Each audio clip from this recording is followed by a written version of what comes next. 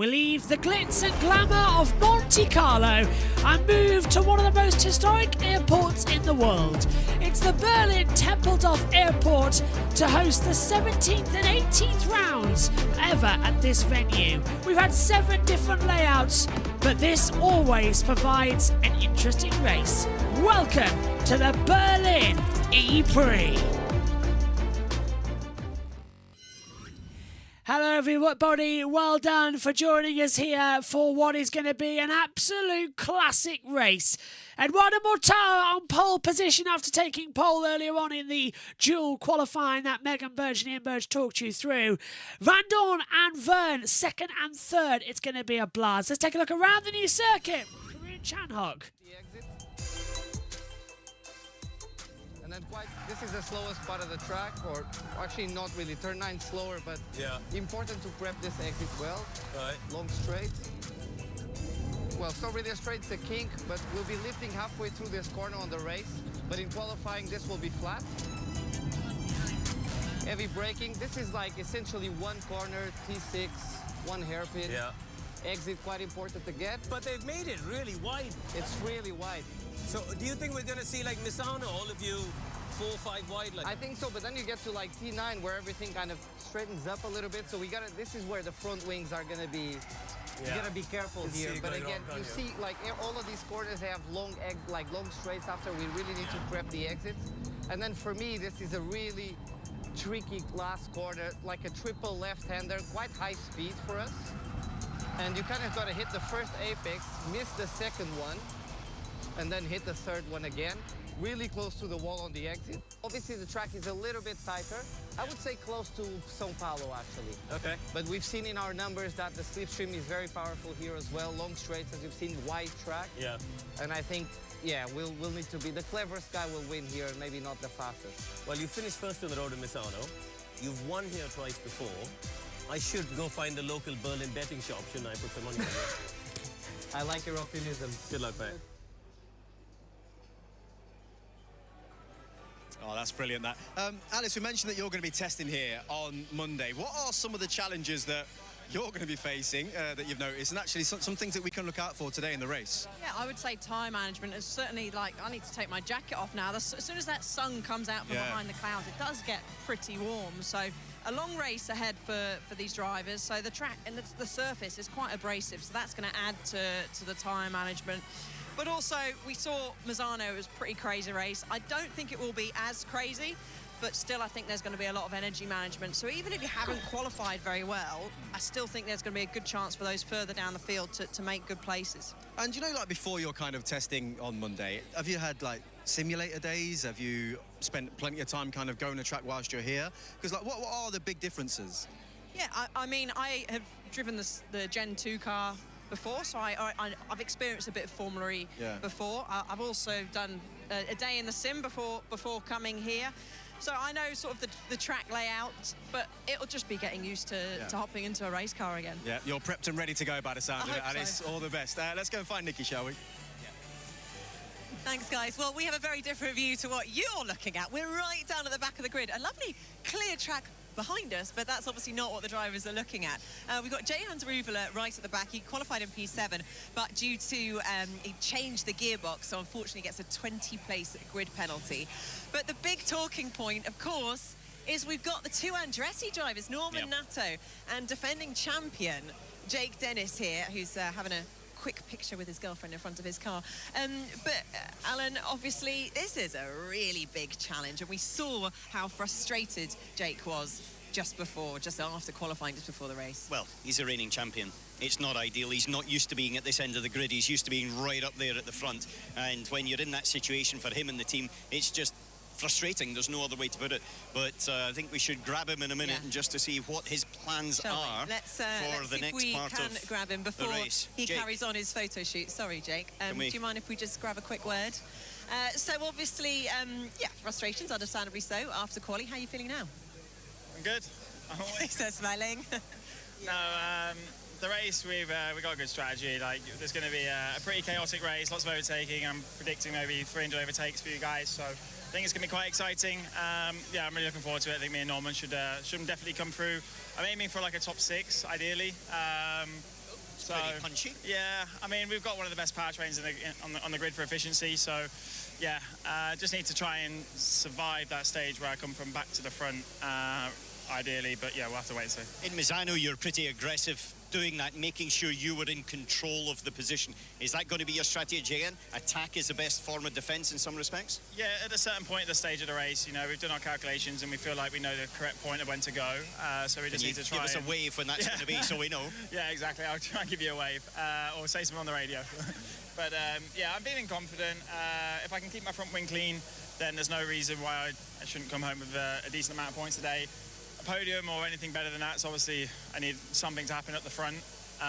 But you never know, it's Formula E. People break their rings very easily, and going to see a bit of that peloton effect. I think like T6 and T9 is going to be a lot of that slowing down effect. So we'll have to wait and see.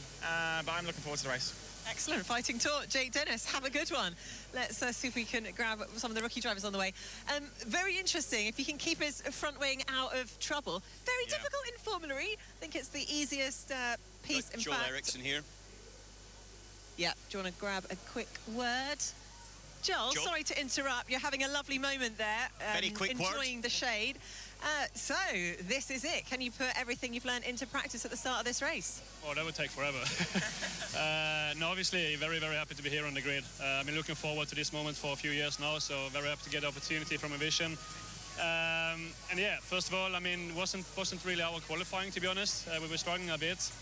I think it should have been a bit better than it actually was on papers, because I made a few mistakes during my best laps, so a bit disappointed with myself, but at least we can see the potential is there. Absolutely. Well, the most important thing, enjoy it, bring home some points hopefully for the team. Thanks very much. Have a good one.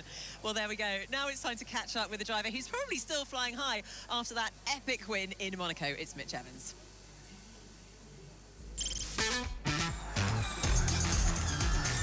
Here in Monaco, Mitch Evans takes victory in the Principality to Jaguar 1-2.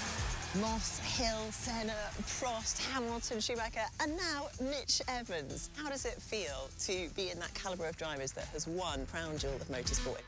Bloody great. Yes! Yes! Yes! Finally!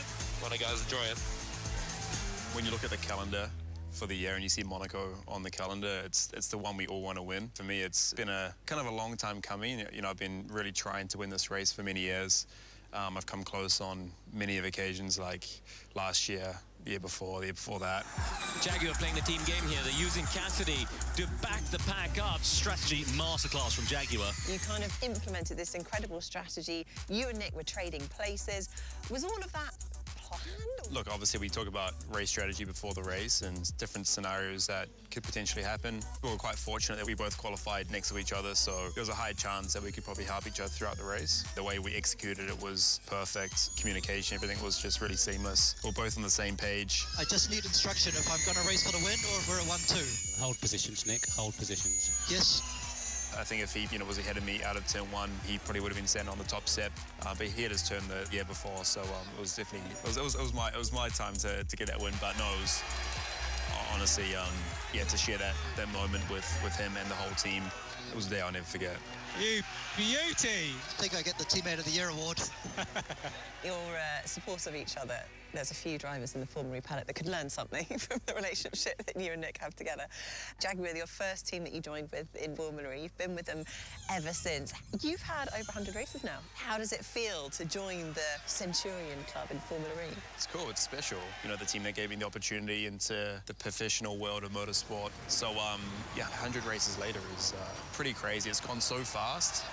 We've had so many incredible moments, some really, really tricky moments as well. I've stuck by the team, they've stuck by me. There's been a lot of loyalty to have that partnership for so long. You know, we started as the worst team, but I saw the timeline in terms of the milestones we wanted to achieve, and to be ticking them off each season, really incredible. I guess the next thing is definitely a drivers and team championship for Jaguar. And he's done it! Mitch Evans, a 1-2 for Jaguar! Yes! Come on! Well done, guys. It's a credit to all you. Everyone's hard work. It's amazing. So we're back in Berlin this weekend. It's a firm favourite on the Formula E calendar, but you've had a bit of a love-hate relationship with it over the years. Yeah, you're not wrong.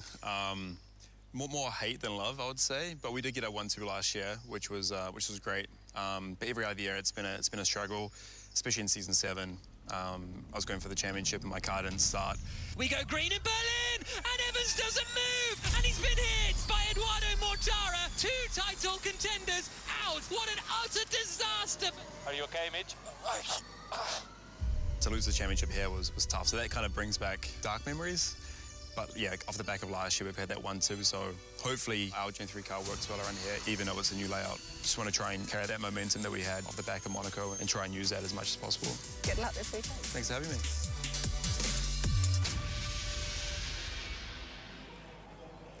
Yeah, Mitch Evans here talking about some of the mixed emotions he's had here, which we'll get into in a moment. But first of all, I kind of want to reflect on that win in Monaco, the 1-2 between himself and Nick Cassidy.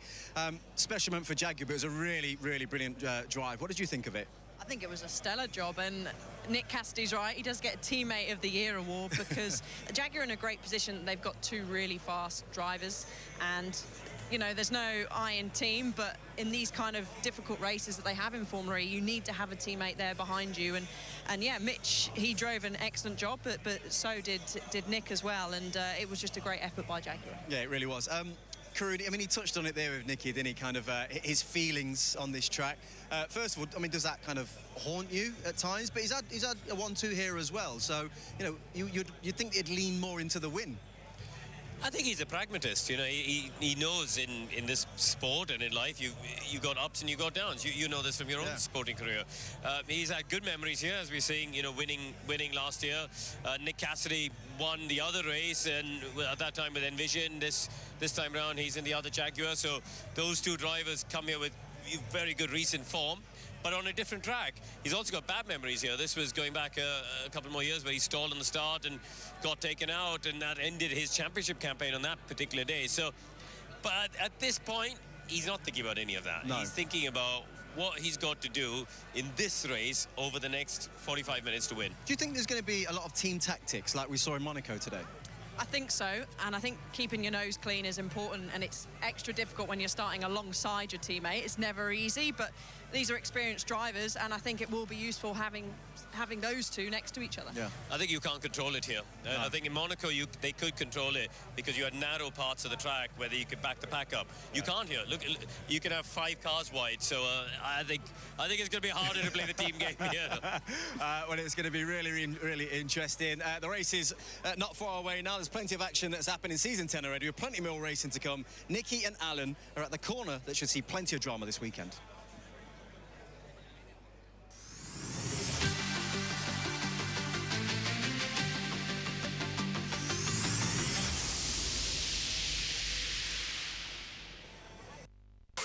This programme is presented by Total Energies, the ABB FIA Formula E World Championship, driving innovation in electric mobility.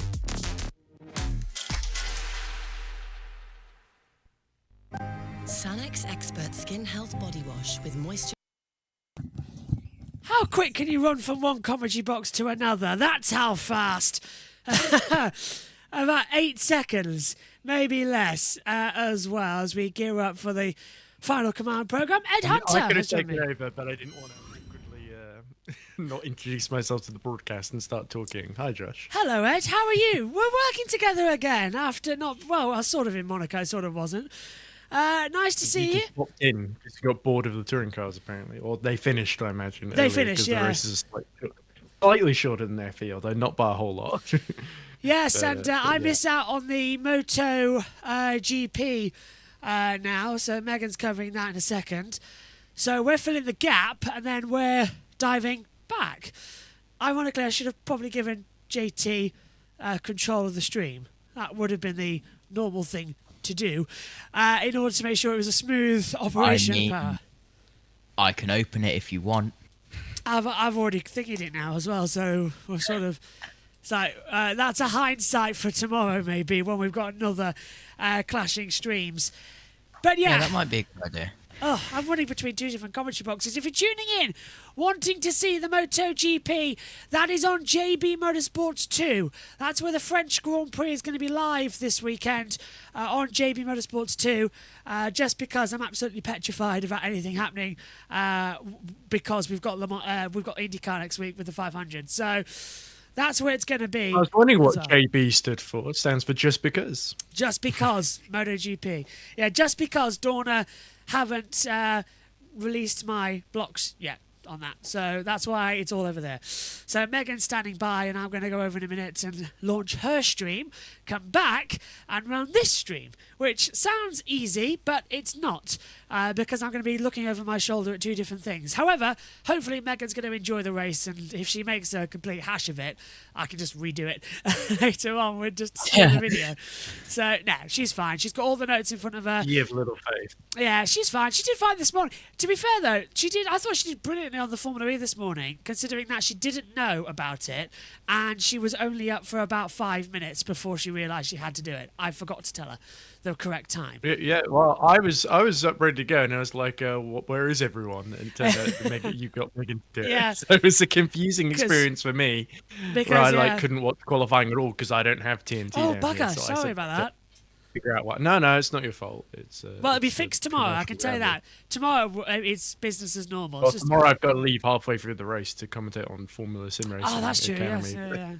That's all right. I can. Well, I'll leave about half an hour before the end, so that might Yeah. not be exactly halfway, but we'll see. It's all right. We'll somebody else. Well, it won't be Josh T because he'll be doing touring Once cars. we get to about 3, I'll leave. So. Yeah. Oh, me? You might be required. Josh. Yes, go on. I can be in two places at once, like I am today. Yeah, but how are you going to lead the commentary on the touring cars at the same time as co-commentating Formula E? That's the point. Impossible. Yeah, exactly. You're just about being in two places at once right now. Right, I'm noticing the time. Glad that TNT are going back because I've got a dash to start Megan on JBMotorsports 2. If you're joining us wanting to watch MotoGP, the link is in the live chat to where you can watch it. If you're joining us for Formula E, stay where you are because the Berlin EPrix is going to be a classic. Hand it back over to JJ before we take control. Right.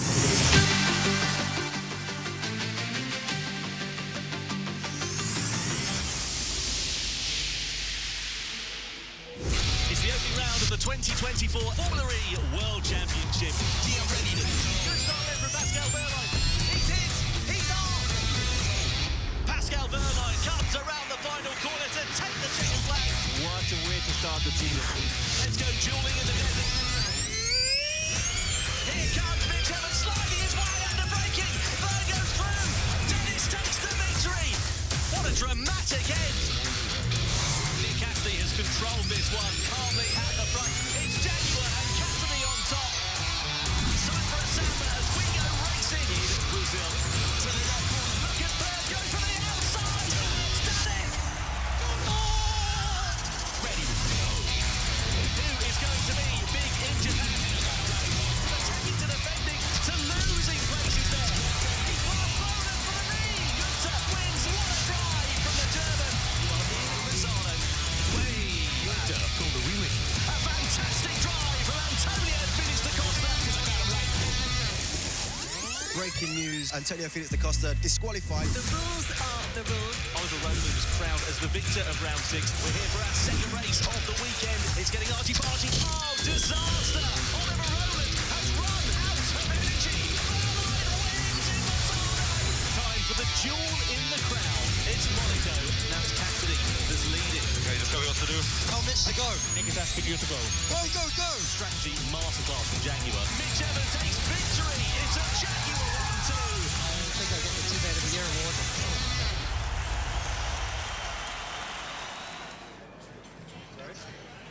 Right, the grid has started to empty. The drivers are poised to get into their cars. But earlier on today, Nicky took a trip down to turn 1 with Alan just to see the drama that could unfold just down there.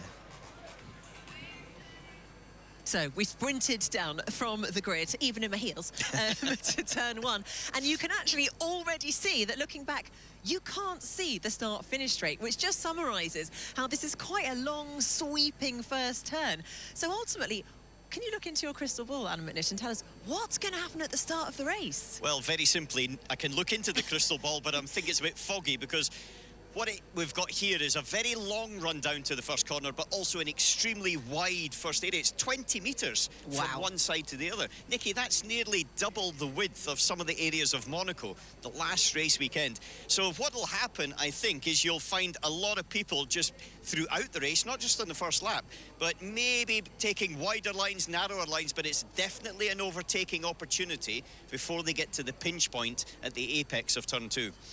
I mean, the good thing is, I suppose, at least there's a bit of runoff, so hopefully we won't see too much drama like we have done in past years here in Berlin.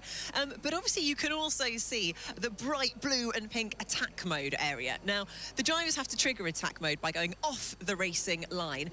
It's going to cost them about, well, between a second, 2 seconds, depending on how far into the race they take it. But what's the strategy going to be here? When are they going to take attack mode? What's the best way to execute it? Because we're in a wide open race and it's defined as going to be a peloton race, just due to the energy saving that they're going to be looking at, I could see some people taking attack mode strategically to put themselves back into the pack, to put themselves maybe in 7th or 8th position, where they can float along with the people in front that are breaking all of that aerodynamic load, and then they save energy by doing that. So this is not just performance, it's also strategic efficiency attack modes. And you really do come properly off the racing line. It's not always the case with attack mode. You can see the line that the drivers have been taking, but you've got, I don't know how far that is. I'm going to go, what, Well, 20, 30 metres? It's 20 metres. The interesting thing is here, when you're taking attack mode, you can actually brake later than you can if you're taking the racing line, because it's a much tighter racing line. So you'll be able to brake a little bit later. You take the attack mode, but then you've got a longer acceleration out of this corner to go to the next one. And so I think you will also see overtaking as soon as people have taken attack mode down into turn 3. Well, we are literally moments away from the start of the race. Let's find out if Alan Finish's crystal ball is right and find out what happens here at the start of the race at the Berlin EPrix. Yes, we will find out very soon. Alice, just kind of to get some of your final thoughts before the race, really. We was having a talk earlier, weren't we, about how wide the track is. But that's something that can, like, lure you into a false sense of security, you were saying. Yeah, it's going to be a lot different, as Karun touched on earlier. Monaco's narrow. Here, you can fit 5, 6 cars abreast, but it does quite quickly narrow up. So going down into turn 1 in particular, you can think, well, I've got loads of space. Yeah. Go down the inside, but it quickly narrows, it quickly tightens. Same with the last corner as well. So you could almost lure some people into some moves that aren't really on, and in desperation to try and move forward, it probably won't pay off. I've got to, while you're here, ask you your predictions. I hate to put you on the spot. We know you're with Envision. How do you see anybody's chances today? I think Mortara, he's obviously starting in the best place possible. If he can just make sure that he can keep his energy good, which is hard leading from the front. But I wouldn't write off Cassidy, who's starting a bit further back. All right, well, it's time to go racing now. So let's join our commentary team of Karun, Alan and Tom. And we go green in Berlin. Let's go for it. Let's contact! Dennis has thrown it! Oh, Tisha doesn't know he's there, squeezes him into the wall, and they come back across the track. It's a huge send, and he's done it! Mitch Evans! Oh, 1-2 for Jaguar! Oh, he clocks him! Oh, yes. Push. Da Costa, you can never discount entertainment when he's at the wheel! Is he going to hit the front? He is! Swerving and braking, man. He's going round the outside and got it done. Nick Cassidy takes victory in Berlin.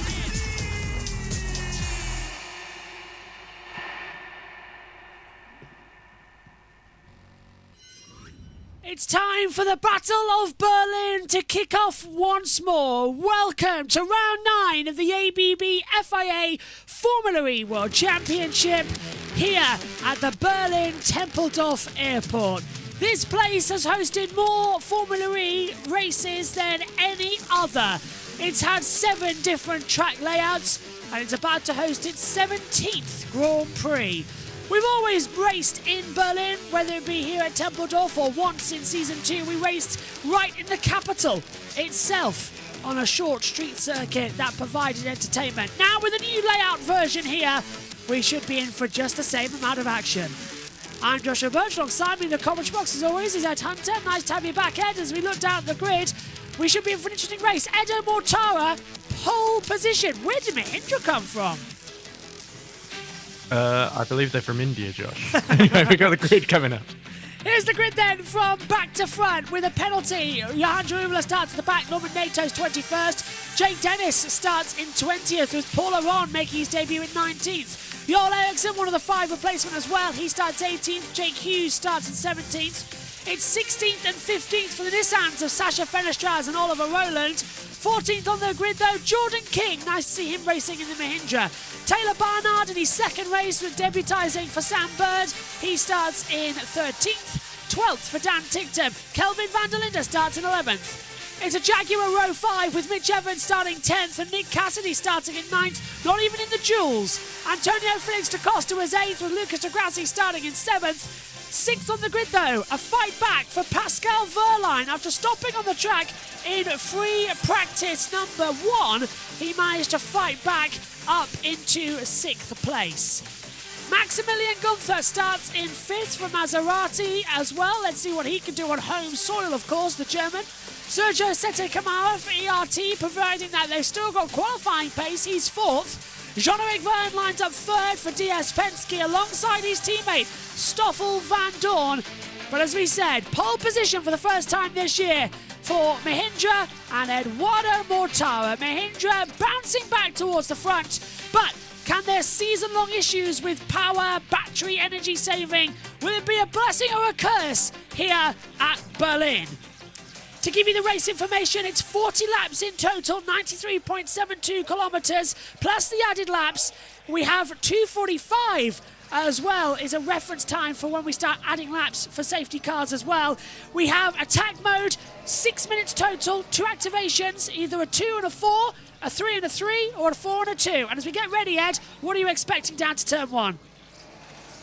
Oof, well, I'm expecting a better grid than the one that I just did there because I realised I completely forgot to put Tictum on it. I got as many as I could, given that I can't do teammates very easily.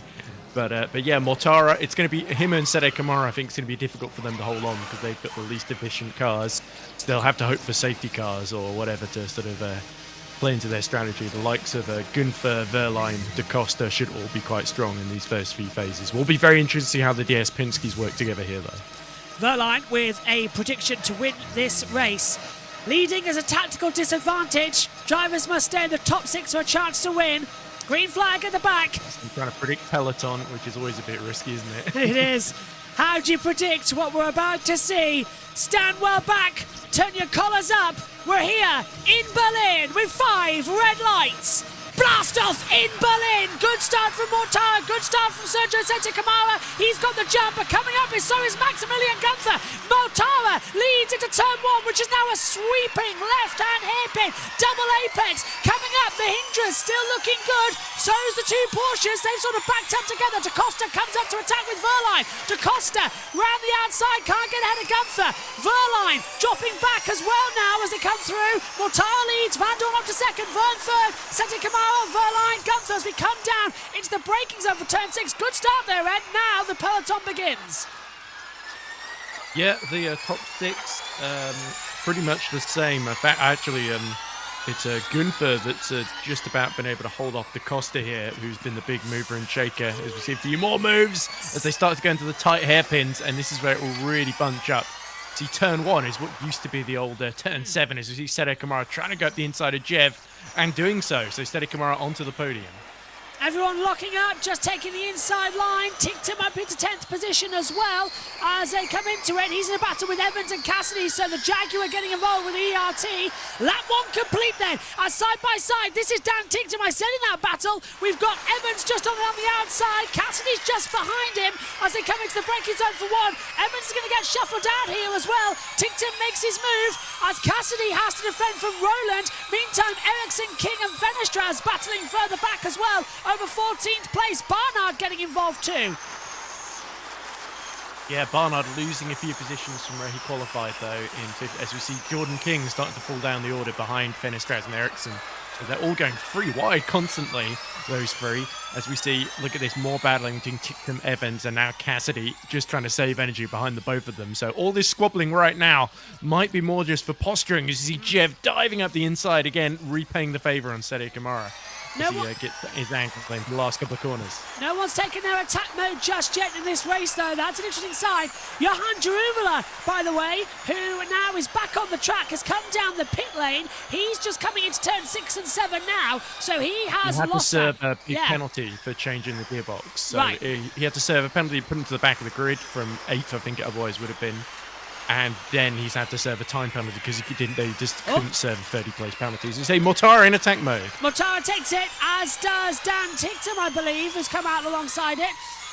That's correct. Yeah, so Mortara takes 2 minutes. He's gone for 2 now. Look, a bit of debris there Yeah. at the chicane. So who's that coming Tiny off? bit of debris. No idea. It was black, so it could have been from any car, pretty much. Let's look at this. Is that Verline making a move on Sede Kamara? Oh! Verline up into 3rd position. Sede Kamara having to defend for the back of Mortara, has now got attack mode. So Mortara's taken 2 now. He's got 4 left later. Ticktum's done the same.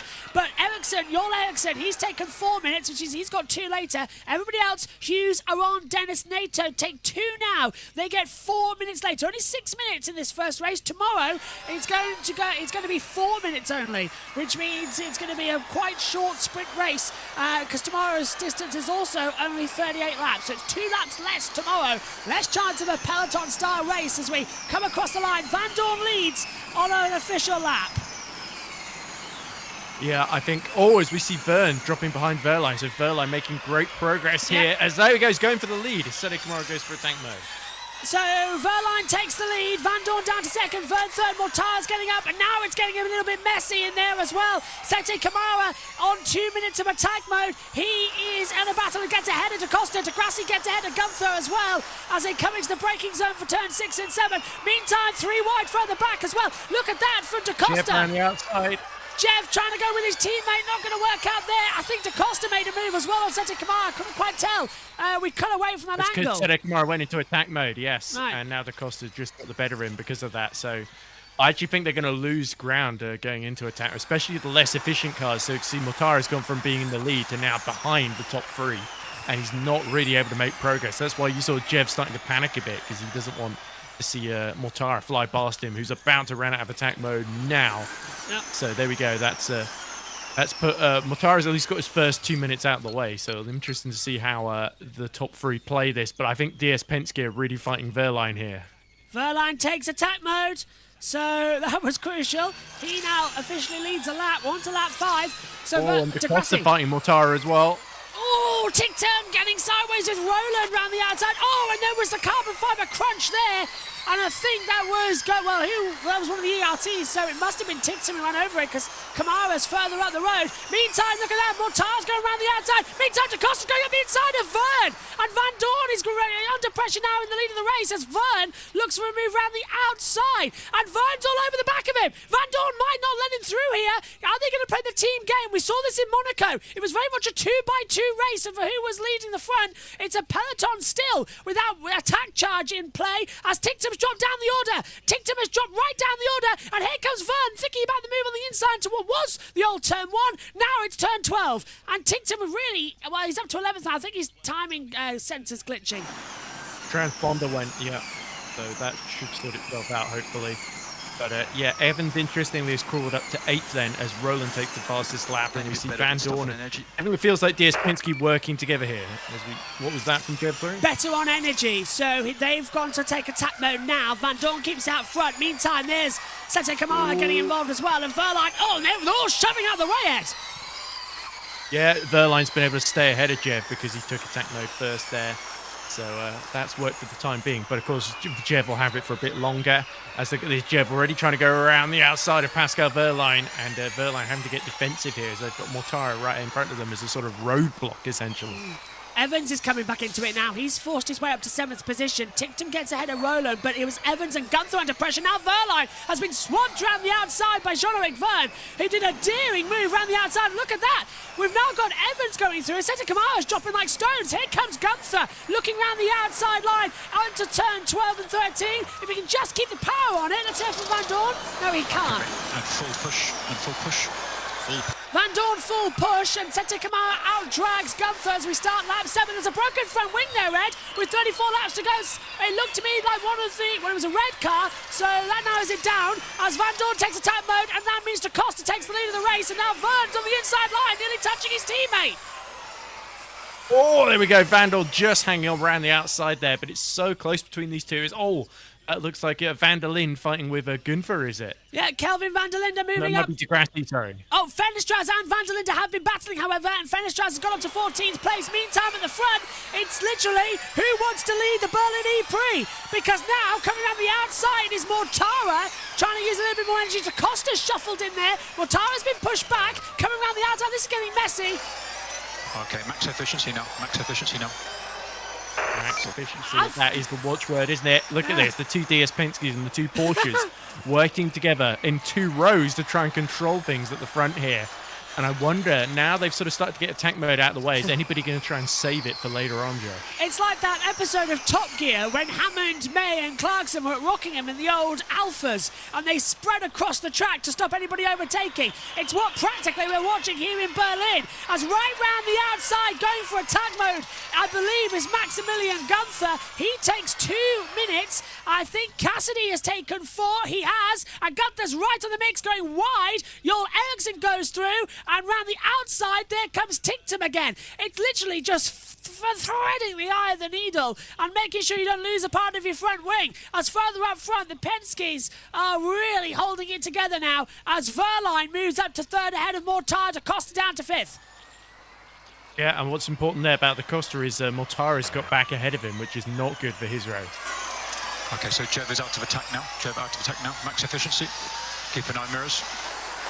Save, even though he's in attack mode.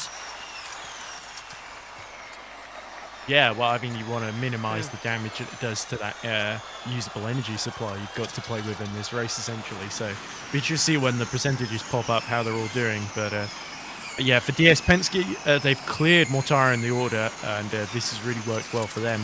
But I think Verline is still going to be the main threat as Gunther breezes past Degrassi down the straight then, and now he's going for Roland as well. Diving on the inside. Of course, we've moved now to the back finish straight, which so now what was turn 6 is now turns 1 and 2, where attack mode Porsche is. side by side. That's going to be a bit dicey as well. Verline and Da Costa. Verline goes through. There's again, I think it's Roland with wing damage. Yes, it is. Roland's got front right wing damage on that Nissan. Mortara trying to go around the outside of several cars at once, but he's now found Da Costa going back up the inside of him. That's the problem with Peloton style racing. If you go for a move around the outside where there's a lot less grip and traction and it doesn't work out, you're going to find yourself swamped, and there goes Sete Kamara to the outside. I've never said this before, but it's like we're watching a Skeletrix race. They're all just side by side. No one's actually, it's just who's got more electricity to jump ahead. It's not quite as bad as the Portland Misano, though. That's not as bad as that, no, that was ridiculous. And Monaco at least actually gave us a little bit of a race as the 2 Porsches nearly jump into each other. Verline literally skips across the curb and gets ahead of Da Costa, and that's left him vulnerable. Look at Verline, he's defending from Da Costa and Mortara, and that's allowing DS Penske to sort of control things. They've sort of backed off now, so they're not wasting energy, but this is giving them free energy to save. Let's take a look. This is how Roland lost his wing. Roland. Yeah, back of. Yeah, in the background there. Is that the back of Tinctum? I don't think so. Someone's off turn 4, car 4. Eriksson's off in the wall. Eriksson's off at exit turn 4 after the chicane. He's stopped. He's got Gunther and Degrassi ahead of him. Yeah, so he taps Degrassi because Degrassi doesn't get a good exit, and that catches him out there. Yeah, so double yellow flag as now who's going to lead the race coming into the safety car? That's the question. Vern leads. Verline's up to 2nd. Van Dorn's down to 3rd, but we're going to have a safety car here because we've got Joel Eriksson who has stopped on the track. The Envision's come to a halt. Can't stop and go a bit. I'm doing all the work on it now. And if that safety car gets deployed, you have to start thinking about added laps. I'm waiting on the timing tires. Literally everyone's sliding together. Full course yellow, Ed. Yeah, there we go. Crucial, and that's really hurt Van Dorn there as we see the 30 lap to go marker. But yellow, yeah, this full means course yellow. We have a car stopped at the exit of turn 4. Drivers left. How do you call it? Oh my word! And they're all and Verline other. has let Van Dorn back through there right as the full course yellow was being called. Yeah, so there's obviously an unsafe release somewhere there along there. But we got cars 3 wide as well. How are they going to work this out? They're all just going to stay where they are at the moment. with a They car can't really go stuck. free wide with Joel Ericsson's stationary car on the outside there. Should be, when it goes like this, with this type of situation, they should mandate single file. This is a bit ridiculous now. So, and now look at, also, we've got Johan Jaruvela, who is still a lap down to Joel Eriksson, so he'll get that lap back now, but he's about to be lapped. Well, he's on lap 9, and now he's just overtaking him on the monitor. So, Jaruvela's on lap 9, everyone else is on lap 10, but Jaruvela, now, if it's a full safety car, he gets the lap back. Oh, it's a broken rear right suspension for Eriksson. How's that happened? Yeah. Exit So curb? either he's crashed out or it's broken under stress, maybe. But that's a shame for Joel Eriksson. Well, that's going to be a safety car then. We can't. It's his first race since Berlin 2021 as well. Yeah. So. That's going to be a safety car. That can't not be a full Courchevel because you have to bring a tractor out to get that out because you can't push it back. So if I was Scott Elkin, I'd deploy the safety car right now. And now speaking about Envision, by the way, it's such a. Even though Alice Powell's a great pundit and broadcaster, it's such a shame that Envision have put Paul Aaron and Joel Eriksson in the car. And Alice Powell, who's been with the team for so long, he's basically been used as a publicity stunts. There was one bit where they got her outside Downing Street for some climate pledge that has no doubt already been broken a few years ago. And it just seems like, why not put her in the... If she's just there as your sim driver and your reserve driver, why not put her in the car? I mean, it's good that she gets through the rookie test, but I can't help but feel they could do a lot more with Alice Powell in this sort of unique situation with the wet clash that this creates, of course, as we've gone from full course yellow to full safety car. Well, that was expected. Let's hear from Da Costa. Man, Pascal, man, what the It's not helping me at all, man. Copy. Well, I'm also delighted to say that despite being on JBMotorsports 2, the MotoGP race, Megan currently has 62 viewers watching her. So well done, Megan. Wow, not bad. And thank you. I want to thank everybody here as well for if you've got this both open at the same time, or if you come back to watch it. Thank you very much for showing the second channel some love. They're probably tuned off now. The safety car started. Yeah, that's probably where they've all disappeared to. But I must say, brand new Porsche safety car here. There's two, isn't there? There's a blue and a silver. And for some reason, the safety car has an attack mode. I think that's more just for Yeah. easily impress celebrity. As we see the Envision being lifted out of harm's way by the recovery tractor. It's weird not having And the Sebastian Buemi, must say. A little bit, yeah, and Robin Fromes too, for that Yeah. matter. But yeah, I guess that needs must when you need to sub in. And I guess in answer to myself, the reason why they didn't put Alice Powell in is because Paul Aaron at sort of F2 level is probably slightly more experienced, slightly faster than Alice Powell. But all the same, I feel like they're unlikely to score points anyway. I think they might as well have put her in, given that she's been with the team for quite a while and it's clearly got some talent that she's shown in it.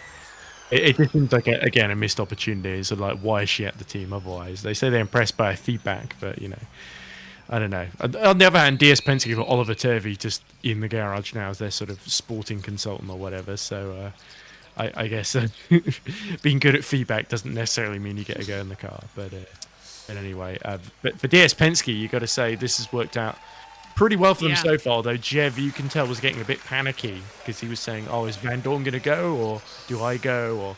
Or there seemed a little bit of indecision, and Jev just decided, right, I'm taking the lead then in case there's a safety car. And lo and behold, look what's happened. Just a reminder to you as well, we've now passed. We've got 4:32, both under full Courchevel and safety car, which does count, which means if we get to 5:29, well, already we have one added lap, but anywhere between 5:30 and 8:44 is two added laps to the board. So we're going to have at least two added on here at the end of this race later on. Joel Eriksson walking with his little green boots back to the paddock. Megan's got 94 now, by the way. She's going mad with power. Yes, Nathan, and then Hughes behind you has taken both. So Van der Linde ahead, taken one attack. He's got STG 4 remaining. Cassidy's taken both. Cassidy is 2% down on you. Interesting stats there. Interesting. Cassidy getting both of his attack modes out of the way then, by the sounds of that, because that means you won't have to use it again, which could be a bit of an advantage then, going into this next phase of the race. Coming up on 5:25, 26, 27, 28. 29, 5:30, 2 laps added. Yeah, Pascal reported that you overtook under the full course yellow. Race direction I thought are they might. reviewing it, and we're waiting to come back from them. Yeah, I think I was ahead, but anyway, if the race direction doesn't think so, they need to let me know. Okay, smart direction there from the pair of them. That's, Yeah, well, I thought it was a bit of a close one, wasn't it? Because Yeah. they called the safety car, and we saw it on the timing screen, obviously, because we were a little bit behind. And it looked to me like I think Van Dorn is right that he overtook, and then the safety car was called and came into effect. There, and we got the Scott Elkins call. if I put it on we'll battle, have to see. yeah, we're not going to go green yet. So if I put it on battle screen and leave you and JT, who's in the pit lane, in control, I can dive in to assist Megan with ending the stream because the race has ended. I didn't notice. So Okay. I'm going to hand over to battle screen and hand over to you, Ed. Okay, sure thing then. So, as we are still under safety car, so reminder, we've got 40 laps that we started with. So under safety car, we've done 13. We're probably looking at the moment at a 42 lap race, but he's leading into 43 laps. Josh T, are you there in the pit lane? What have you made of things so far? Hello.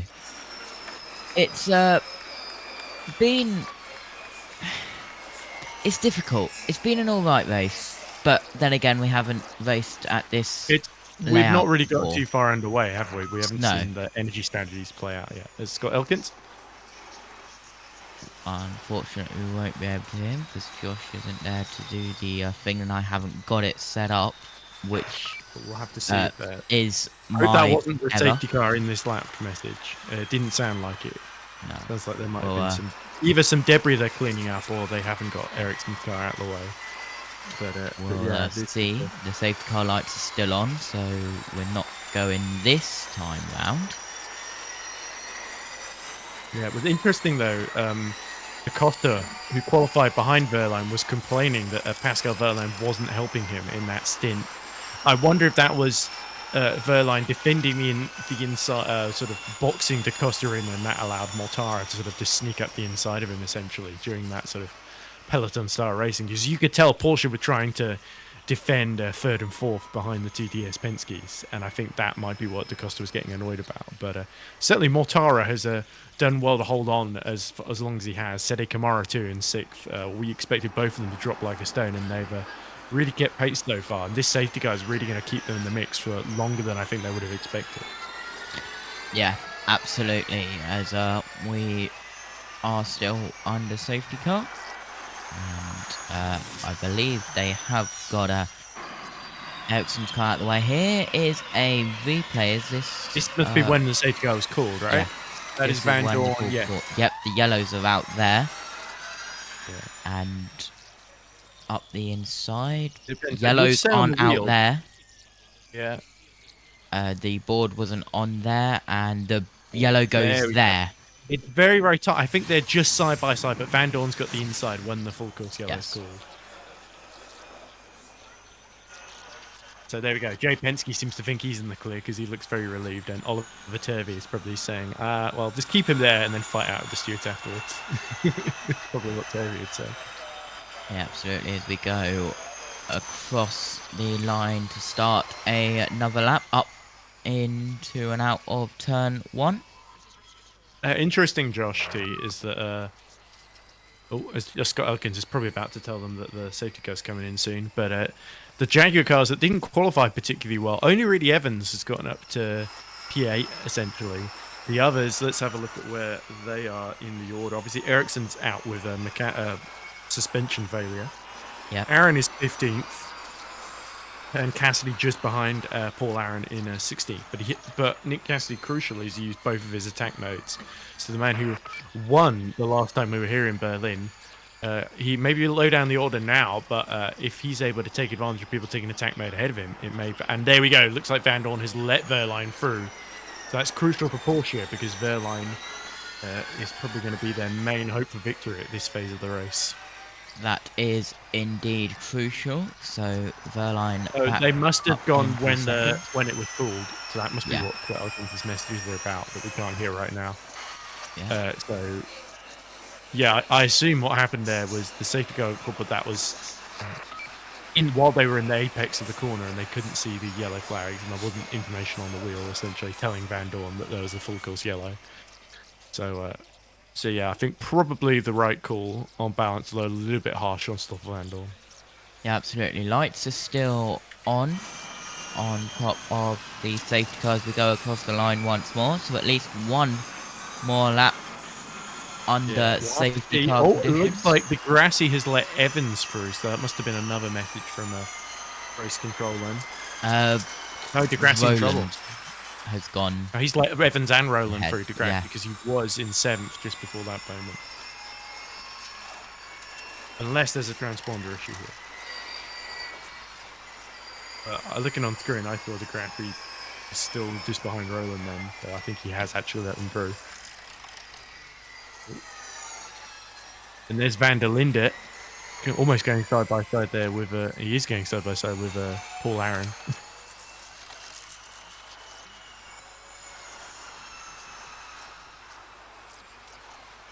I'm just trying to get there he is. So Degrassi has clearly was side by side with 2 drivers and had to let both of them through then. Yeah, I think Degrassi was involved in one of the 3 wides at the moment of full course yellow. And here is on board, well, a replay of Ericsson. Did he hit This is Jake Dennis's view of it. Yeah. Oh, did he just go wide at the last corner? No, the curb, I think. He damaged it a little bit. And then did he do anything else as well? Yeah, we got a great camera here because you should see the real wobbling. There we go. And it's starting to lose. This is where the suspension goes. Safety cars coming in. Hello, guys. Thank you for that. Hello. We've managed to end Megan just in time. Jamie, Dodger, got over 1,205. Yeah. Yeah. I hope Megan's okay. Yeah. But anyway, we're racing. Leading Verline, who has been let back through by race control. So, into turn 1, not going to last long. Mortara's diving around the outside. Immediately, Van Dorn's backed up. Oh. Here comes Da Costa, coming back into it. So now the peloton starts again. And Van Dorn, the big loser there, not just having to let Verline through, but also not making the best restart there as Mortara and Pascal Verline go side by side then as they go in towards the hairpin. Look at that! Round the outside! They're all going for it! Verline takes the lead! Van Dorn got caught out! He's been forced out wide! Look at Van Dorn on the inside line! Vern goes wide! And now, has he taken 2nd place? Yeah, Verline leads! Vern 2nd! Mortara 3rd! Van Dorn down to 5th! Oh, it's bunching up so much at the hairpin as they go 2 and 3 wide there. But everyone seems to have escaped pretty much unscathed there. Seta Kamara loses a few places. This is on board with, I believe, Vern, who's got Da Costa and Mortara all over the back of him. Mortara dives up the inside of Antonio Felix Da Costa then as he approaches the last corner then. The order Verline, Vern, Da Costa, Mortara, Van Dorn in the top 5, with Roland sneaking his way up to 6th. There'll be a maximum of 4 added laps, 12 minutes and 3 seconds spent onto the safety car as Verline takes attack mode, filters back into 4th place, immediately goes on the attack to try and get past Mortara. Meantime, further back, we've got Van Dorn and Evans coming up. Evans quietly back up into 6th position, making his presence very well known. Oh, and there's Evans that Verline just cleared using his attack mode there. So the Jaguars are starting to work their way out. Evans especially has managed his race incredibly well in the early stages. And now he's really in the mix for a 2nd victory in a row. Pushing hard, and they will continue to do that. Here's Dennis's radio. Leader target 3.4. Plan is proving difficult. Plan is difficult right now because it's just covered in an every angle. Understood. So Yeah, it's Dennis down in 17th position as well as Mortara gets forced in by Evans. Evans is up to 3rd. He was 6th at the start of the lap. Not quite. Mortara's got the inside there. Gunther's are battling too. There's been debris on the start line as well across the line. Look at that. Roland and Verline made 13. Overtakes Da Costa. Barnard 11. Degrassi done 9. As round the outside, Mortara takes attack mode. Following him in. That's Da Costa taking attack mode. Yeah, so Da Costa briefly had the lead. Now loses out to Vern again. Yeah, and he's right behind Wehrlein once more. So interesting strategy from Porsche. They want both their cars bunched together and moving up the pack together, as we see Roland, I think, going side by side with Mortara, who's just gone into attack mode. And now Evans gets defensive from Jeff. Evans takes the lead. Where did that come from? From Gunther. Slings it up the inside at the hairpin down at 9 and 10. Just gets it through together as we come in now. I was at 6 and 7. This is 9 and 10. Bouncing back up. 3 wide and bounced out goes Van Dorn. Not once, not twice, but thrice. He gets hit at the side as he comes up towards now the braking zone into 9 and now into 12, 13 and 14. The back half of the track that leads back on to the start-finish straight. The track layout changed, of course, from last year. And Mitch Evans, from 6th on the restart, now leads. He's going to surely head straight for the attack and does so. Ooh, you can just see Ericsson's car stationary in the background, and there we go. Just as you predicted, Evans goes into attack mode as Mortara and Gunther go side by side. Now Evans slots in just alongside the Costa and right behind the pair of them there, as Mortara has to get his elbows out to keep Maximilian Gunther at bay in the Maserati then. So Wehrlein leads from Vern now, and it'll be interesting to see how much progress. Did Evans miss his attack mode? Because it doesn't say he's got any on screen. Evans must have missed it. Evans has missed it. So all that hard work for nothing. Evans has missed the attack Mortara mode. up to second.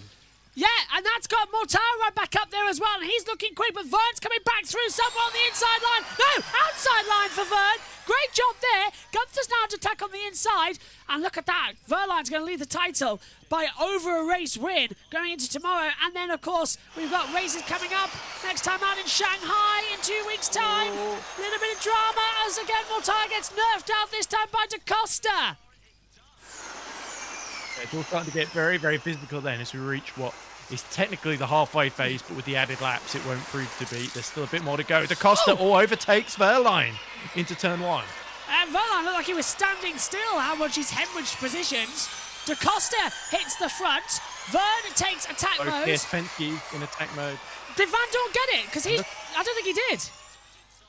Oh, has Van Dorn messed up like Evans did? Look at this. That was Fenestras almost being squeezed in the wall there. Down towards the braking zone, then we go, and turn 6 and 7 on the inside line. Roland's going for it, and Evans on the outside line. And someone's had a big one there. I just saw the back of the patch. It's Degrassi. Degrassi's off. Degrassi's off, and Degrassi's round.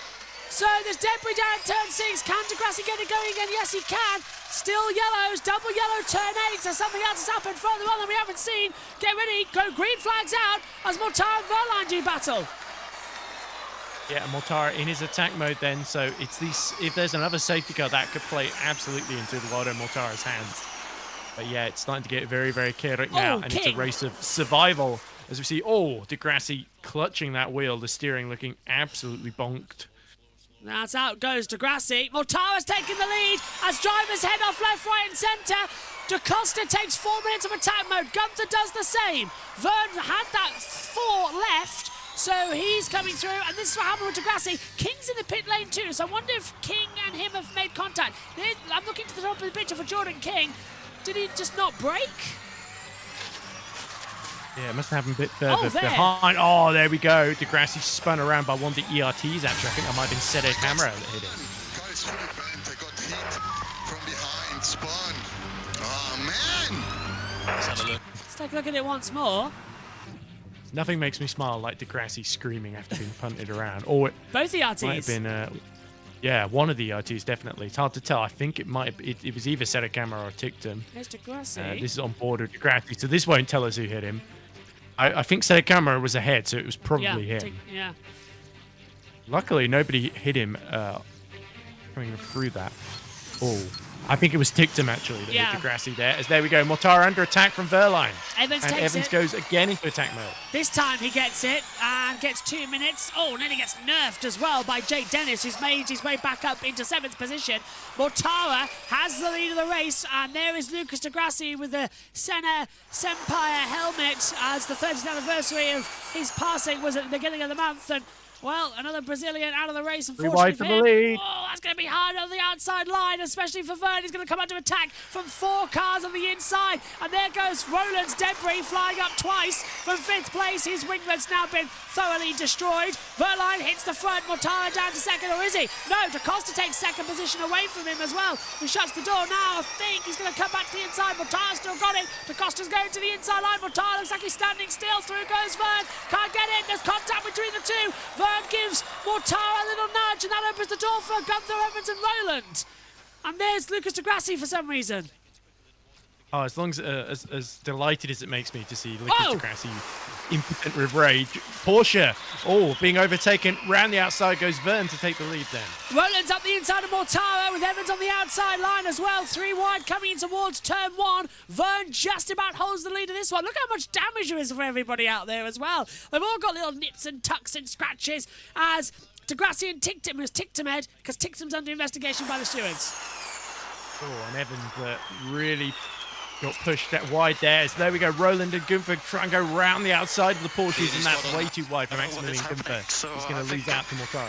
Something has gone on the wing, but I'm still driving. If you're able to carry on, please carry on. So that's why Van Dorn's gone down Roland to 18th. Second. Van Dorn's lost something on the wing. Barges Verline out of the way. Van Dorn's lost something on the wing, so Van Dorn's in serious trouble. That's why he's dropped down to 18th place. So that's put Vern alone up front. And now Roland going to 2nd position. Can he take, his 3rd win of the season? Roland, technically he's got 1 win this season, and it's being contested, isn't it, Josh? That is true. Because they're being qualified, so he's got a Schrodinger's win at the moment. But he'd surely love to take another one, but yeah, the only question is, does Jeff have another attack mode to use? And can Roland keep the Porsches at bay? Because he's sort of getting in the way of their strategy now, being also physical with them. I'm sure Pascal Verlaine is not going to be impressed with being shoved out of the way on the radio, but he has got back through now. Roland gaining 12 places from where he started, and DaCosta goes around the outside.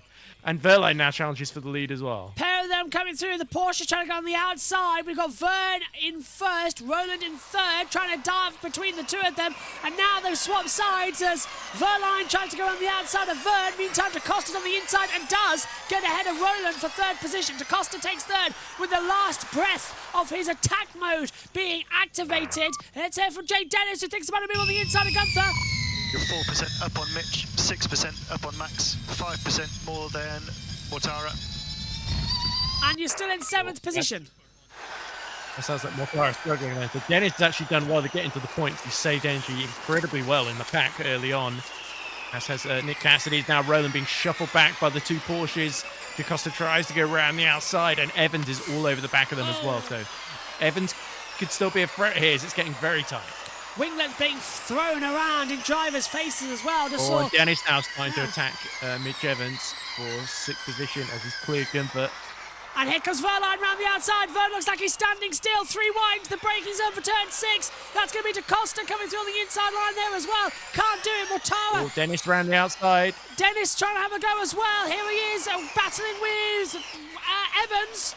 And Dennis flacking over some winglet damage there as well. He's going to cut to the inside line. He's passed, I think. Evans up to 5th. So Mortara's been shuffled down to 7th place.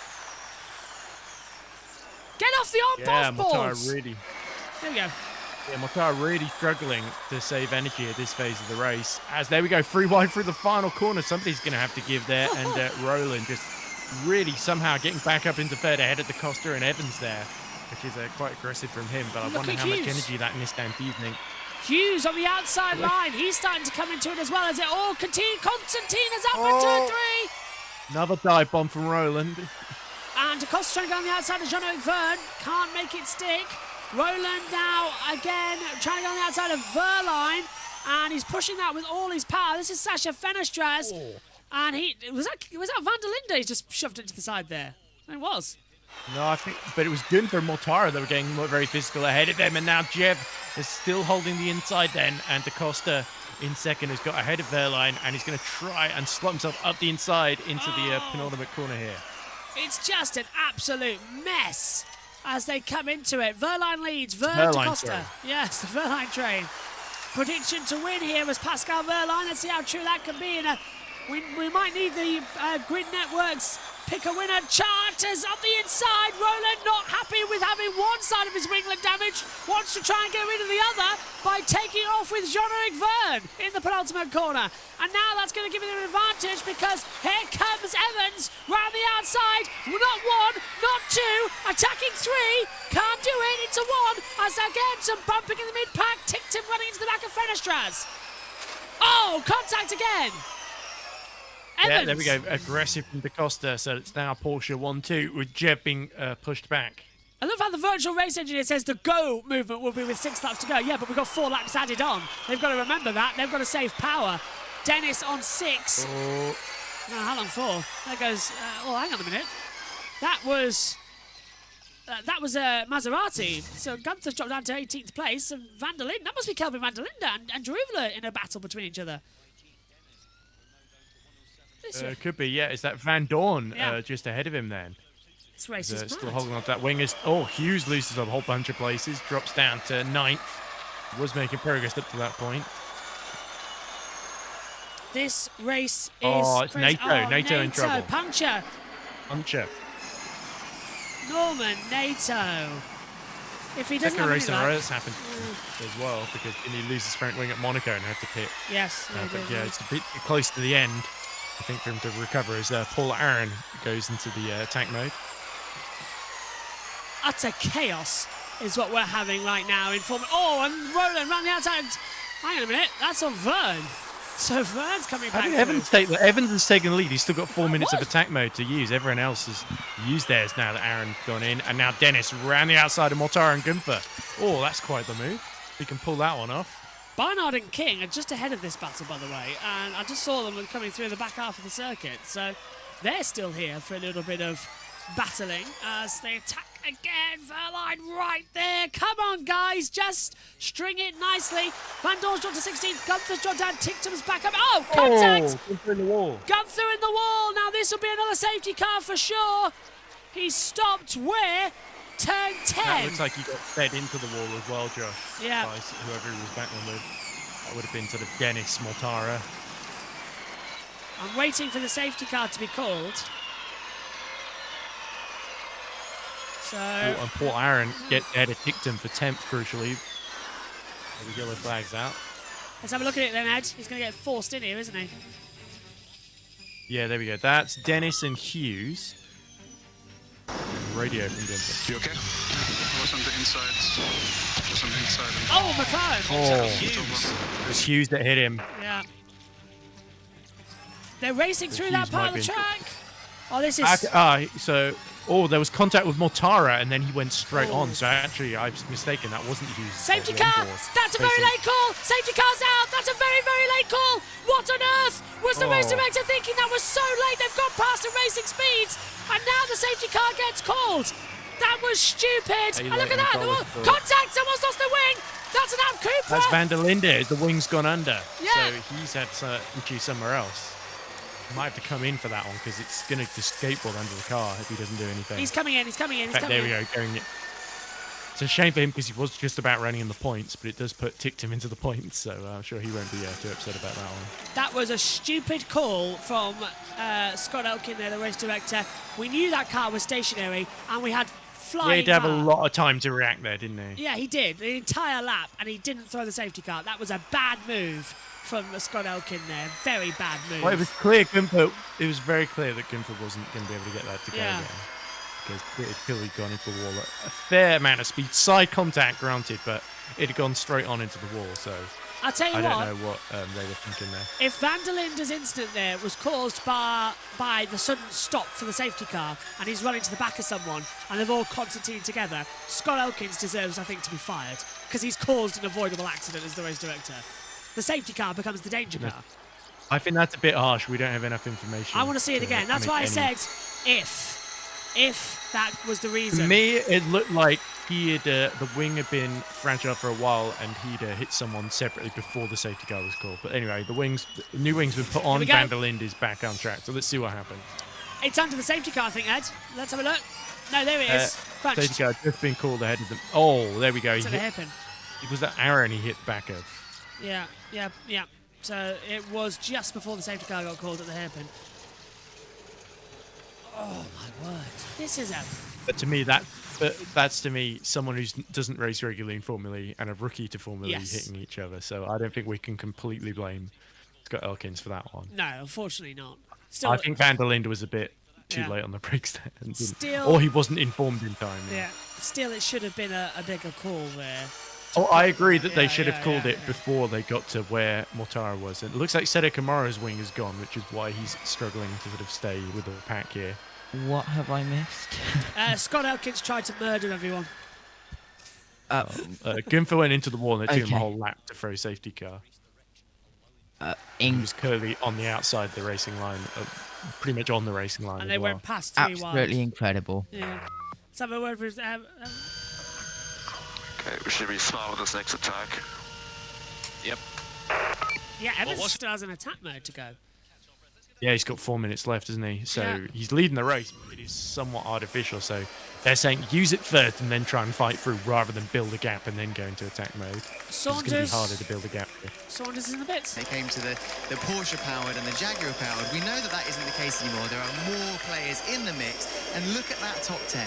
You've got the Jaguars powered, you've got the Porsche powered, you've got the Nissan powered, you've got the Stellantis powered. This is the story we have seen playing out time and time again so far this season.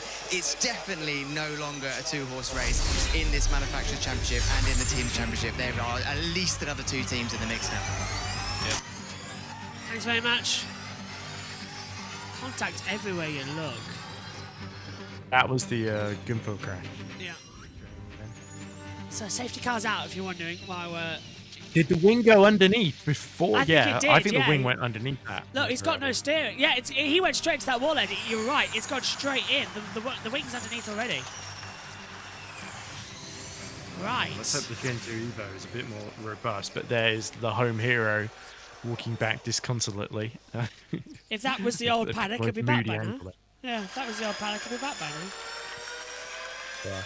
Interestingly, Van Dorn, I can see Marshall picking up bits of wing. And Van Dorn seems to have a plastic bag that's stuck around his front wing, which might have been what he was. It might be part of the advertising got stuck in there. Yeah. And that maybe is what he's complaining about. One of these weird weekends coming up. What are we now on? 16:36, which means there is going to be 5 added laps. Now, there can be a maximum of 7 added laps by the race direction. That's how much they are allowed to add by the rules. But we've gone beyond 16:29, which means it's going to be the full 5 laps More added. than Jev. 1% up on Dak. 2% more than Roland. And Mitch and Pascal not making sense at the moment. 3% more than the 2 cars behind you. 3% more than the 2 cars. All right. I'm not going to read that because the numbers are all over the place. This is the tone of that. JT, looking at this race, you might want to start prepping for the start of the touring cars. I was also thinking about that, and I was literally about to say that. I'll take over then, and then you've got another machine. You've got that machine ready for warm. When is warm up? 4:15. Oh, I'll be able So to take over. literally Yeah, 5 minutes before the end of qualifying, with no delays. that's fine. I'll be able to take over from touring cars for them. Awesome. So, safety car out again, and the safety car's been out for 18 minutes now. We've been racing for 42. Half the race behind the safety car.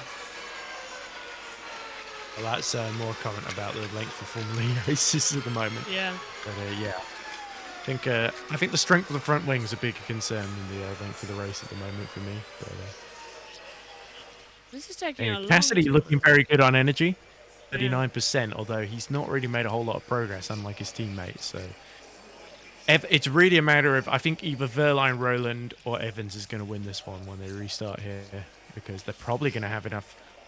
Well, with those added laps, we'll have to see, but I think it's going to start to sort of, with this other safety car, it's going to start to eke towards sort of sprint territory, essentially.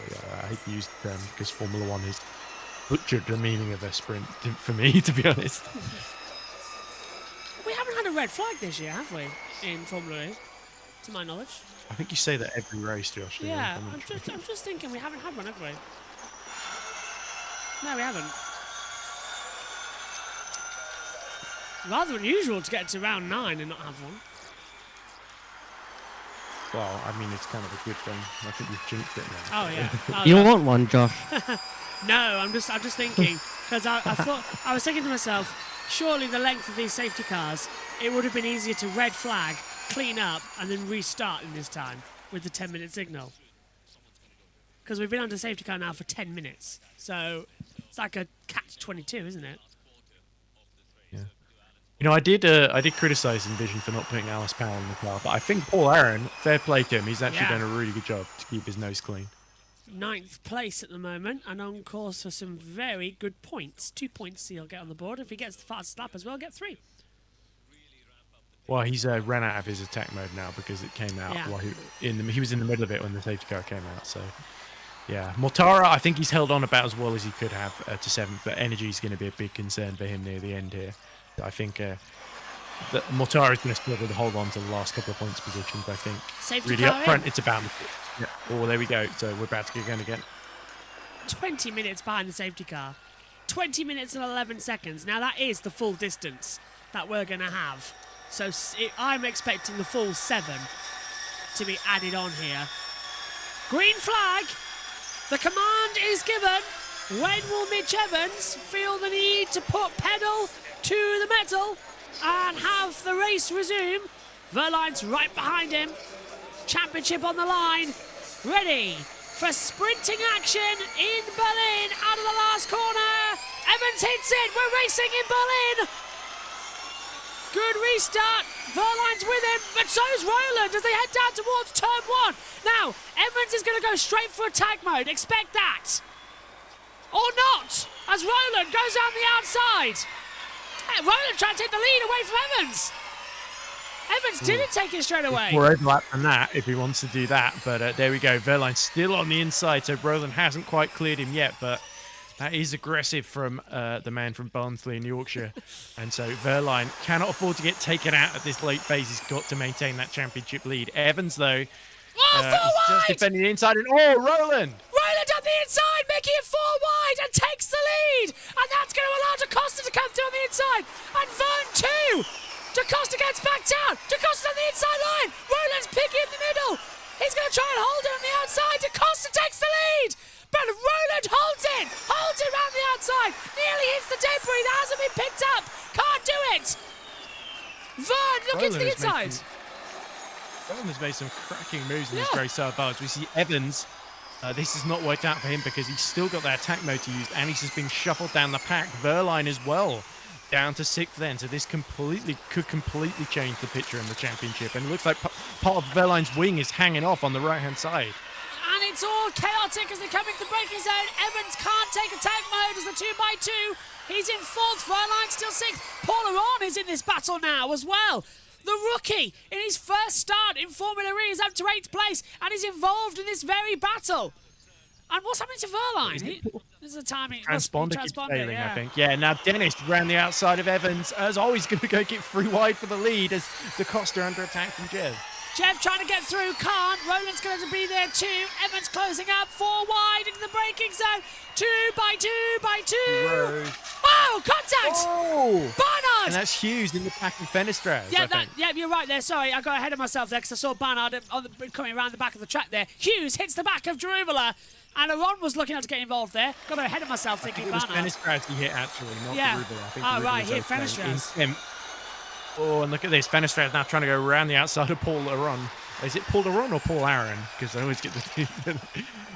Well, Omi will come in and help us there in a second because he's asked Chris McCarthy who does it. Contact into one. Dennis getting himself feisty and pushes out with Verline.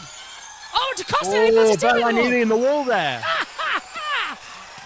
Oh, wow. All's fair, love and war in Formula E. Pascal's going to be a bit annoyed after this one because he would have fancied being in the box seats to win. Now Evans back up to 3rd in all of this craziness. Make that 2nd. And, now going for 2nd. Dennis. Oh, and lock up for Dennis. And he's caused a kerfuffle in that turn 6-7 because he's now created a breakaway for the top 3. So they're going to have to regen energy. Held up both the Porsches. Yeah. Oh, look at Roland. DaCosta, certainly. Yeah, well, DaCosta and Jaruvula and Verline. Yeah, Verline's gone through as well. So, yeah, Verline overtook him. Dennis is down the order. 3-way fight.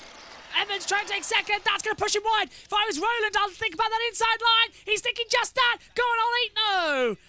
Just lost it. I think it is a three-way fight, but Evans has still got that attack mode to go. I think it's actually a look behind Verline in fourth now. So Verline is still in this. As Evans goes to the outside, is that him about to go into attack mode, Joe? Has to be. Has to take the attack now, otherwise he'll run out of time, won't he? Because he can't activate it in the last 2 laps of the race. Ooh. And there's a lovely gap for him to go into right ahead of Antonio Felix da Costa then. So good strategy once more from Django. Yeah, he's going to be right up there as Dennis is out of the race. Oh, he's out with a puncture. Yeah, right front being changed, so it could have been a puncture. Continue. Let's see. Stay out, stay out. No, I'm flat. It's flat. It's completely flat. Roland on the inside gets ahead of Verline, takes second position as well. Evans coming back to have a go. Dennis puts himself out of it. And again, Verline can't go around the outside. It's all getting a bit much. But can I say, Paul Orange dropped down to 15th position. Oh, he's taking attack mode. Can't say that, Joe. Oh, sorry, go on. Well, he's used both of them now already. And look at Roland defending from Pascal Verline. And now Mitch Evans using his attack mode is right in this fight then. Could Mitch Evans pull off a shock victory here after looking like he'd almost lost it at the restart? That wing for Verline's worrying me, the amount it's flexing. Added laps, I'm expecting 6. Oh, okay, I was expecting full 7, but it's 6 laps. So 6 of the 7 that's allowed to be added by the race director have now been added as we take a look at how Dennis got his puncture. That's with Evans, I think. Side by side with Evans. And that's one of the Porsches right in front of him. Is it da Costa? Oh, he got squeezed in the wall there.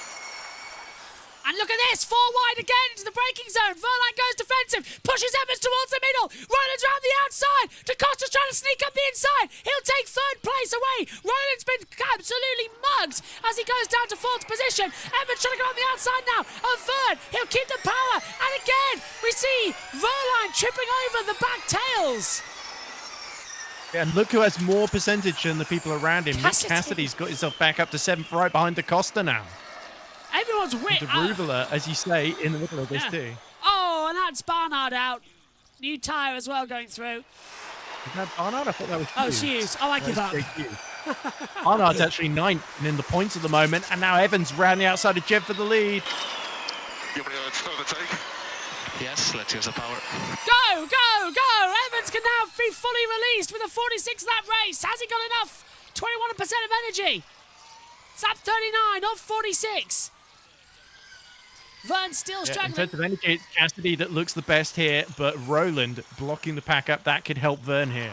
Oh, is Vern going to feel that wing damage? It's flopping around like crazy out there. Verline, you mean? Yeah. I think I went to say Verline, and then my tongue got twisted. I think he's just going to risk it. He's probably not able to feel too much, apart from maybe a little bit of dodgy downforce at certain speeds. And now up the inside of Roland he goes. And that's how Fenestraz has got a flat tyre as well. And the wing damage, he's been clipped by someone as we now see contact. The wing dragging. Yep. So that's why... Oh, lock up for De Ruvela. Cassidy's got himself involved now as well. So De Ruvela drops back. Cassidy's going to slip through around the outside. Unless De Ruvela can have that power for 5th. He can have that power for 5th. As we cut back, great use of the side-by-side, and that is Da Costa coming out of nowhere, throwing out the inside line. Nearly, he's got the line, he's got the run, he's going to go for it. Gets ahead, De Ruvela caught napping there. Cassidy up to 5th. There we go. De Ruvela's done well to gain the places that he has and just stay out of trouble in this race, to be honest. P7, I think, ahead of Mortara, the pole sitter, will be a very good return for him. Roland, though, being shuffled back behind Nick Cassidy now. So Nick Cassidy looking very, very good for a podium here. Mortara slipping up the inside line. Roland's trying to have a go too. Oh, somebody locked up there. I think it was De Ruvela. I didn't spot that, so I'll take your word for that one. De Ruvela down into 8th place. Yeah, there we go. De Ruvela behind Mortara now. And yeah, Mortara up the inside. Van Dorn's going to start challenging him as well. This is getting messy. Aron and Hughes are under investigation for causing a collision. Getting messy? Yeah. Where have you been, Josh? Sleeping. Look at this. Jeb all over the back of Evans. This is a full-out Berlin brawl. Look at this. Roland's around the outside and takes 3rd place away from Verline. Fabulous move there. Added laps are now in effect. Oh, and now Roland to the outside of Jeb into turn 1, but he's got to go the long way around here. As look, Cassidy up the inside of Verline now as well. Roland's going to take the lead. Roland's gone through. Has he got the lead? Oh, no. Evans keeps it. But Roland's right there. Go on, Ollie. Oh, my word. He's got the energy, though. It's so. very, very equal between them, apart from Cassidy on 70%, who's got 2% more. 3 into 1. And look at this! Oh, 3 wide, number 4, 3 wide. 3. My God, they are mad. They are beyond mad. They are bonkers. They're certifiable for an institution. Contact and out goes Jaruvula. Jaruvula in the back of Mortara. Oh, Mortar doesn't have any damage as now we see Verline battling with Roland. Evans breaks. Roland dives through and Verline goes around the outside. They mug him and through as well goes Vern. Evans looked like he was standing still. First to fourth in the corner. Verline leads with a damaged front wing.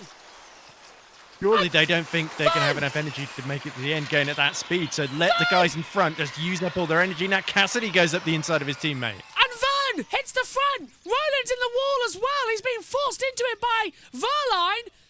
And Cassidy and Evans side by side. Cassidy is ahead. Evans now coming to pressure for DaCosta.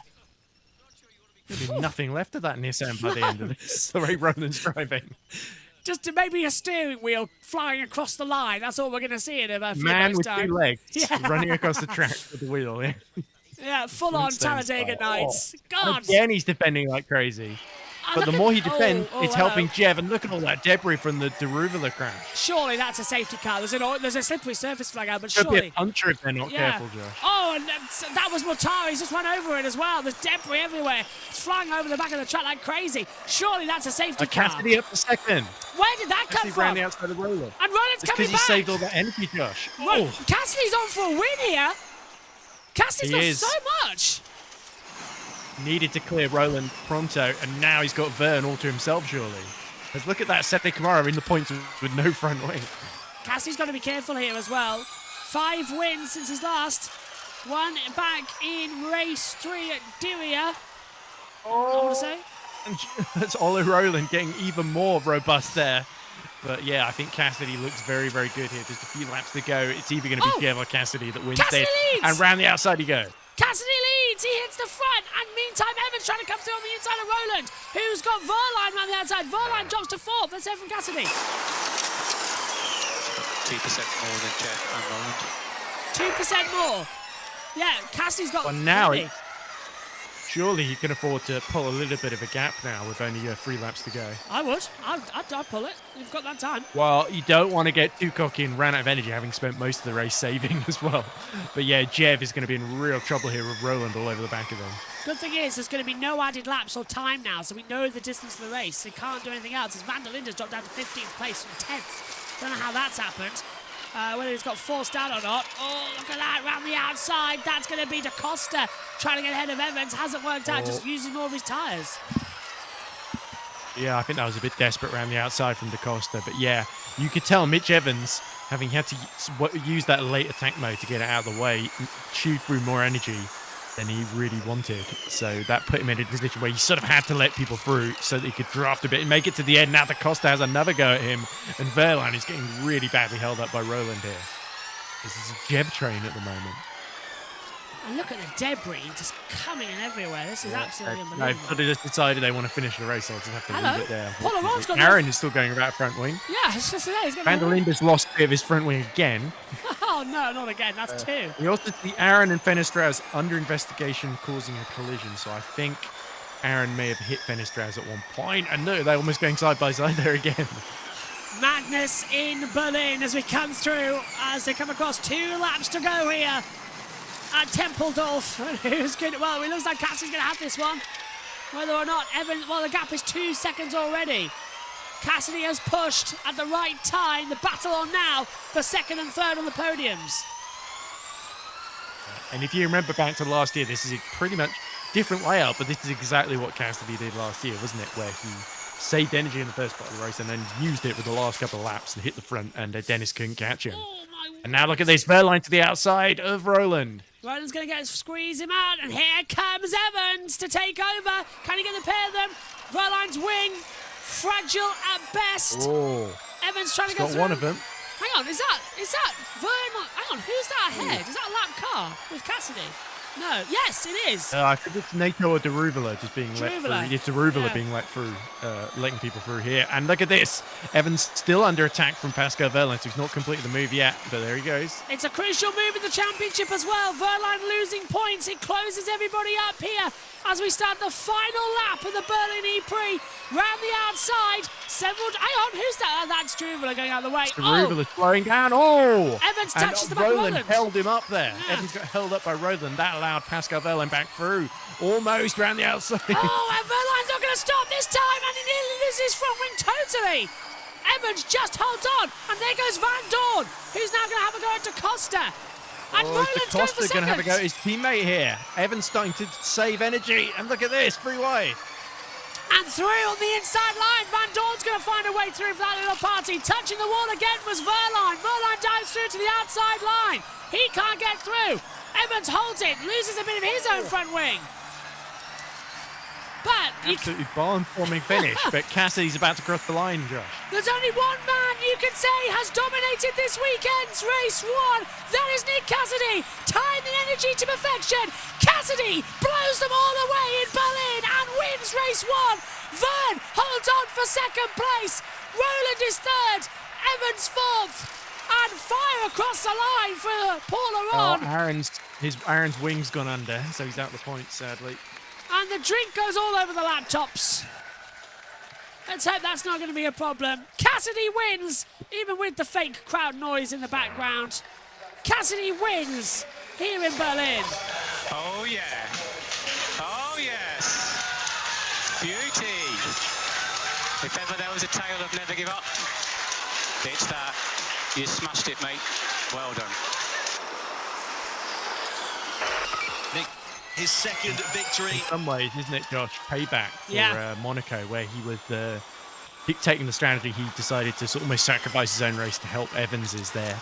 And Evans sort of tried to repay the favour a couple of times there by keeping the Porsches at bay. But Roland, for me, was very impressive in terms of he made some insane moves and also defended like crazy. Wow, that wasn't one of my most enjoyable, but sometimes motor racing works out that way, and especially in Formula E. So, yeah, I'll take the luck when it comes to me for sure. Yeah, wow.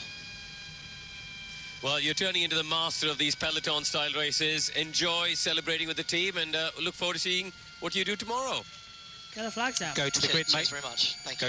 Go to the grid, just like Monaco. Go to the grid, just like Monaco. What a race. And we have to shoot to get to the British touring cars as well. So it's a busy old weekend here of action. So, Ed, what was your highlight of the Berlin EPrix? Race one. Well, we haven't talked about it, but we should just say honourable mention to Taylor Barnard, who gets his first point in Formula E, penalties pending.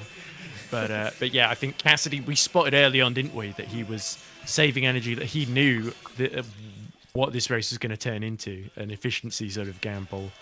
And it really paid off. Even with those safety, I think those safety cars probably had him worried because he thought the front runners would be able to hold on a bit longer than they did. But in the end, he just picked them off one by one in that final stint, wasn't he? He went from, what was it, outside the top 10 to first? Yeah. Within like 7 laps or something like that. It was an insane thing. But I think for me, the highlight was Roland, was him diving from very, very far back with some crazy moves and also defending incredibly well by forcing people to go the long way around constantly. So I really enjoyed that. I thought it was really elbows out stuff from Ollie Roland. But I think Cassidy is looking like his championship's back on track now. Here's your full results then, going into race 2 tomorrow. Nick Cassidy is your winner, Jean-Luc Verne is second, Ollie Roland is third, Evans is fourth with Wehrlein fifth, Da Costa sixth, Van Dorn seventh, Mortara from pole down to eighth. Still a good drive from him with that car not being 100% efficient. Fennestrass ninth, and as you said, Ed, Taylor Barnard getting his first ever point, penalties pending in P10. Kelvin van der Linde just missed out in 11th despite 2 wings, Jordan King in 12th, Paul Aron 13th, Dan Tickton 14th, and Jake Hughes 15th, Sergio Setakamara 16th, Johan Jaruvula 17th, Norman Nato 18th, officially not classified, Jake Dennis, Max Gunther, Lucas Agrassi, and Joel Eriksson as well. Just realised I've read all that out and you haven't seen a thing of it thanks to the blog being on. So that was smart of me to say there. There's your full results then on the timing screen as well. So then, there's your podium that Ed's holding up as we have to dash for the British Touring Car coverage. You can join us tomorrow for all of the action. Cassidy ahead of Vernon Rowland. I can tell. We'll be back tomorrow for all the action from Practice 3, qualifying and the EPrix. Myself and Ed back in the hot seats as well. It'll be another quick off. No, it won't, would it? No, because we would have a quick off. I might have to leave before the end, but yeah, you can be there all the way through, I guess. I'll be, so that'll be fine. So, thanks for your company. We'll see you soon. Take care. Bye-bye.